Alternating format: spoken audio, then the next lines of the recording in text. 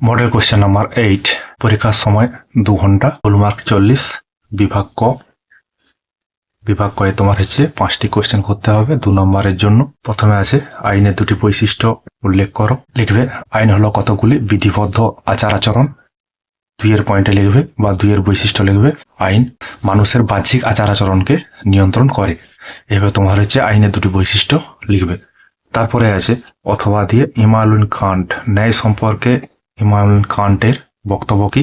এই কোশ্চেনটা একটা আলোচনা করেছি, মানে মডেল কোশ্চেনের যে পেপার আলোচনা করছিলাম সেখানে আলোচনা হয়েছে, মানে প্রথম যে মডেল কোশ্চেন আলোচনা করছিলাম সেইখানে এই ন্যায় সম্পর্কে কান্টের বক্তব্য কি আলোচনা হয়েছে। তারপরে আছে সাধারণ ইতিহাস কিভাবে জাতি গঠনে গুরুত্বপূর্ণ ভূমিকা পালন করে। আমাদের ভারতবর্ষের যে অতীত ঐতিহ্য আছে সেই অতীত ঐতিহ্যকে স্মরণ করে বা স্মরণ রেখে সেই দেশপ্রেম বা জাতীয়তাবাদের প্রসার ঘটানো, এবং সেইখান থেকে তোমার যে কিভাবে ব্রিটিশরা ভারতবর্ষ আক্রমণ করেছে, কিভাবে ব্রিটিশরা ভারতবর্ষে আধিপত্য স্থাপন করেছে, সেইখান থেকে ভারতীয়রা কিভাবে একত্রিত হয়েছে এবং ব্রিটিশদেরকে কিভাবে ভারত থেকে তাড়িয়েছে সেই সম্পর্কে এইখানে তোমার লিখতে হবে। মানে ভারত 1947 সালে 15 আগস্টের পর থেকেই জাতি হিসাবে, মানে ভারতীয় জাতি হিসাবে নিজেকে আত্মপ্রকাশ করেছে। তারপরে 2 দাগের অথবা আছে জাতি ও রাষ্ট্রের মধ্যে 2টি পার্থক্য।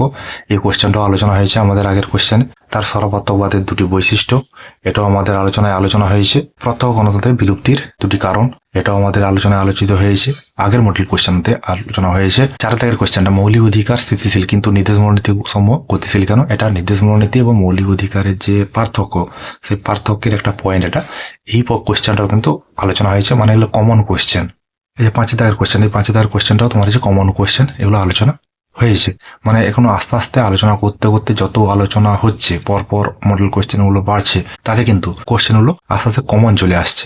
তারপর আছে বিভাগ খ, একে দাগে জাতির আত্মনিয়ন্ত্রণের অধিকারের সপক্ষে যুক্তি দাও। এটাও কোশ্চেনটা আলোচনা হয়েছে। অথবাতে জাতীয়তাবাদ সম্পর্কে রবীন্দ্রনাথ ঠাকুরের ধারণা বিশ্লেষণ করো, এটাও আমাদের কমন কোশ্চেন। তারপর 2 দাগে আছে সংবিধানে মৌলিক অধিকার লিপিবদ্ধ করার প্রয়োজনীয়তা, এটাও তোমার হচ্ছে কমন কোশ্চেন। 3 দাগের কোশ্চেনটা নির্বাচন কমিশনের 4টি প্রধান কাজ উল্লেখ করো, এটাও কমন কোশ্চেন। মানে এগুলো কোশ্চেনগুলো আগের যে মডেল কোশ্চেন সেই মডেল কোশ্চেন এগুলো আলোচনা হয়েছে, মানে হচ্ছে এগুলো কমন কোশ্চেন। এরকমই টাইপের কোশ্চেনগুলো পড়বে। অথবাতে আছে ভারত সরকার নির্বাচনে পিআর সিস্টেমের পরিবর্তে এপিটিপি সিস্টেম গ্রহণ করেছে কেন, এটা আগের মডেল কোশ্চেনে আলোচনা হয়েছে, দেখবে। তারপর আছে ক্ষমতা সন্ধিকরণ নীতির পক্ষে বিপক্ষে যুক্তি, এটাও হচ্ছে মডেল কোশ্চেন আলোচনা হয়েছে। স্বাধীনতা রক্ষা কবচ অথবাতে 1 দাগে যে অথবা দেওয়া আছে স্বাধীনতা রক্ষা কবচ, এটাও আলোচনা হয়েছে। তারপর 2 দাগের আছে ভারতীয় সংবিধানের যুক্তরাষ্ট্রীয় প্রকৃতি আলোচনা করো। মানে এটা কিন্তু তোমার সিলেবাসের অন্তর্ভুক্ত নয়, তবু ভারতকে যুক্তরাষ্ট্রীয় বলা যাবে কিনা এই প্রসঙ্গে একটা কোশ্চেন। তাই যুক্তরাষ্ট্রীয় ব্যবস্থার বৈশিষ্ট্যগুলো কি কি। যুক্তরাষ্ট্র ব্যবস্থার বৈশিষ্ট্য যেমন দ্বি-নাগরিকত্ব, যুক্তরাষ্ট্র ব্যবস্থা, কেন্দ্র রাজ্যের মধ্যে ক্ষমতার বন্টন, এই যে বিষয়গুলো ভারতীয় যুক্তরাষ্ট্রের মধ্যে দেখা যায় কিনা। যদি দেখা যায় তাহলে ভারতকে যুক্তরাষ্ট্র বলা যাবে, আবার যদি না দেখা যায় ভারতকে এককেন্দ্রিক। মানে ভারতকে এককেন্দ্রিক বলবো না যুক্তরাষ্ট্রীয় বলবো, এই বিষয়ে কোশ্চেনটা। তারপরে 3 দাগে যে কোশ্চেন আছে গান্ধীজির অহিংস সত্যাগ্রহ ধারণাটি আলোচনা করো, এটাও তোমার হচ্ছে কমন কোশ্চেন একটা। অথবাতে তারপর 3 দাগে যে অথবাতে আছে স্বাধীনতা সম্পর্কে নেতাজির ধারণা আলোচনা করো, এটাও তোমার হচ্ছে মডেল কোশ্চেনে আলোচনা হয়েছে। দেখা যাচ্ছে এই যে মডেল কোশ্চেন নাম্বার 8, এই মডেল কোশ্চেন নাম্বার 8-এ তোমার সমস্ত রকমের প্রায় কোশ্চেন, বেশিরভাগ কোশ্চেন কমন চলে আসছে, মানে এরকম টাইপের কোশ্চেনই পড়বে, কোনো অসুবিধা নেই। তারপর আছে মডেল কোশ্চেন নাম্বার 9, এখানে তোমার বিভাগ যে ক আছে, বিভাগ ক এর 1 দাগের কোশ্চেন আইনের অনুশাসন বলতে কি বোঝো। আইনের অনুশাসন হচ্ছে আমাদের ভারতবর্ষের সংবিধানের 14 নম্বর ধারা, সেইখানে এই আইনের অনুশাসনটা পেয়ে যাবে। এখানে আইনের দৃষ্টিতে সমতা এবং আইন দ্বারা সমভাবে সংরক্ষিত হওয়া অধিকার যে 14 নম্বর ধারাটা আছে, সেইখানে এই আইনের অনুশাসন বিষয়টা আছে। এটা ব্রিটিশ আইনবিদ ডাইসির তত্ত্ব অনুসারে এই আইনের অনুশাসনটা গ্রহণ করা হয়েছে। মানে এই আইনের অনুশাসনটার অর্থ হচ্ছে এই আইনের অনুশাসনের মাধ্যমে সরকার স্বৈরাচারী হয়ে উঠতে পারে না, সেখানে ব্যক্তি তার ব্যক্তি স্বাধীনতা সঠিকভাবে পায়। এটা হচ্ছে তোমার আইনের অনুশাসনের মূল কথা। 1 অথবাতে আছে ক্ষমতা সন্ধিকরণ নীতি প্রয়োজনীয়তা কি। ক্ষমতা সন্ধিকরণ নীতিটা যেটা বলছিলাম, সরকারের 3টি বিভাগ, আইন বিভাগ, শাসন বিভাগ, বিচার বিভাগ, এই 3টি বিভাগ যদি আলাদা আলাদা স্বতন্ত্রভাবে কাজ করে তাহলে ব্যক্তি স্বাধীনতা সুরক্ষিত থাকে। যদি এই 3টি বিভাগ একে অপরের সঙ্গে কাজ করে, একে অপরের সঙ্গে মিলেমিশে কাজ করে, তাহলে ব্যক্তি স্বাধীনতা ক্ষুণ্ণ হতে পারে। এই জন্য ক্ষমতা সন্ধিকরণ নীতির প্রয়োজনীয়তা রয়েছে। 2 দাগে আছে রবীন্দ্রনাথ ঠাকুর পশ্চিম জাতীয়তাবাদকে সভ্যতার সংকট বলেছেন কেন। কারণ হচ্ছে পশ্চিমী জাতীয়তাবাদ একটা উগ্র জাতীয়তাবাদ, আদর্শ জাতীয়তাবাদের বিপরীত একটা জাতীয়তাবাদ, যে জাতীয়তাবাদের মধ্যে জাতাহিমান প্রচুর পরিমাণে থাকে। যেটা তোমরা জানো, সেই জাতাহিমানের কারণে দ্বিতীয় বিশ্বযুদ্ধ, প্রথম বিশ্বযুদ্ধ এবং অনেক রাষ্ট্র ঔপনিবেশিক শাসনের অধীনস্থ হয়ে পড়েছিল। এই জন্য পশ্চিম জাতীয়তাবাদটাকে তিনি সভ্যতার সংকট বলে বলেছেন। তারপর একটা কোশ্চেন আছে 3 দাগে, সরকারের বিভিন্ন রূপ লেখো। সরকারের রূপ বলতে তোমরা জানো যে মন্ত্রী পরিষদ পরিচালিত সরকার, রাষ্ট্রপতি পরিচালিত সরকার, আবার এককেন্দ্রিক সরকার, যুক্তরাষ্ট্রীয় সরকার, উদারনৈতিক গণতান্ত্রিক সরকার, সময়তান্ত্রিক গণতান্ত্রিক সরকার।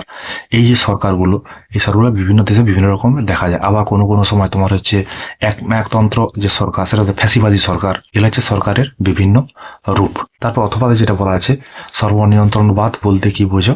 সর্বনিয়ন্ত্রণবাদ বলতে যেখানে একজন ব্যক্তি বা গোষ্ঠীর হাতে রাষ্ট্রের সমস্ত ক্ষমতা কেন্দ্রীভূত থাকে এবং সেখানে জনগণের স্বাধীনতা, গণমাধ্যমের স্বাধীনতা, অন্যান্য রাজনৈতিক দলের স্বাধীনতা ক্ষুণ্ণ করা হয়, সেটাকে বলবে তোমার সর্বনিয়ন্ত্রণবাদ। এই যে সর্বনিয়ন্ত্রণবাদ বলতে কি বোঝো, এই শর্ট কোশ্চেনে আলোচনা হয়েছে 2 নম্বরের জন্য, দেখবে পেয়ে যাবে। 4 দাগে আছে প্রতিষেধ কথাটির অর্থ লেখো। সংবিধানের যে 32 নম্বর ধারা, সেই 32 নম্বর ধারায় যে লেখকগুলো আছে, সেই লেখকগুলোর মধ্যে একটা লেখক হচ্ছে প্রতিষেধ। প্রতিষেধ কথার অর্থ হচ্ছে নিষেধ করা। 2 নম্বরের যেহেতু যে কোশ্চেন, সেইভাবেই তোমরা বিষয়টাকে লেখার চেষ্টা করবে। অথবাতে আছে, কবে কোন সংবিধান সংশোধনের মাধ্যমে শিক্ষার অধিকারকে মৌলিক অধিকার হিসাবে মর্যাদা দেওয়া হয়? 2002 সালে 86তম সংবিধান সংশোধনের মাধ্যমে শিক্ষার অধিকারকে মৌলিক অধিকার হিসাবে মর্যাদা দেওয়া হয়েছে। 5 দাগে আছে, সাধারণ সংখ্যাগরিষ্ঠ পদ্ধতির 2টি সুবিধা লিখতে বলা হয়েছে। সাধারণ সংখ্যাগরিষ্ঠ পদ্ধতি বলতে FPTP যে সিস্টেমটা, তার 2টি সুবিধা। এই কোশ্চেনটার জন্য লং কোশ্চেন, এটা আলোচনা হয়েছে, দেখবে, বা মডেল কোশ্চেনে যে আলোচনা হয়েছিল সেখানে এই সম্পর্কে বলে দেওয়া রয়েছে। বিভাগ খ, 1 দাগে আছে জাতীয়তাবাদের বিপক্ষে যুক্তি লেখো। এটাও আলোচনা হয়েছে। আত্মনিয়ন্ত্রণ অধিকার বিপক্ষে যুক্তি, এটাও আলোচনা রয়েছে। 2 দাগে বলা আছে, ভারতের সংবিধানে লিপিবদ্ধ মৌলিক অধিকারের তাৎপর্য আলোচনা করো। ভারতের সংবিধানে যে 12 থেকে 35 নম্বর ধারা পর্যন্ত যে মৌলিক অধিকারগুলো আছে, মৌলিক অধিকারগুলো তাৎপর্য কি, মানে ভালো দিকগুলো কি, সেগুলো তোমাকে এখানে আলোচনা করতে বা লিখতে হবে। এই কোশ্চেনটা এখনো পর্যন্ত কমন আসেনি, এখানে প্রথম দেখা গেল।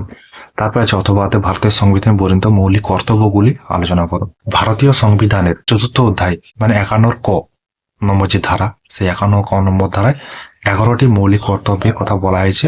1976 সালে 42তম সংবিধান সংশোধনের মাধ্যমে যে মৌলিক কর্তব্য লিপিবদ্ধ করা হয়েছিল, পরবর্তীকালে 2002 সালে 86তম সংবিধান সংশোধনের মাধ্যমে আরেকটা মৌলিক কর্তব্য গ্রহণ করা হয়েছে এখানে। সেটা হচ্ছে 6 থেকে 14 বছর বয়স্ক সমস্ত শিশু বাধ্যতামূলক এবং অবৈতনিক শিক্ষা গ্রহণ করতে পারবে।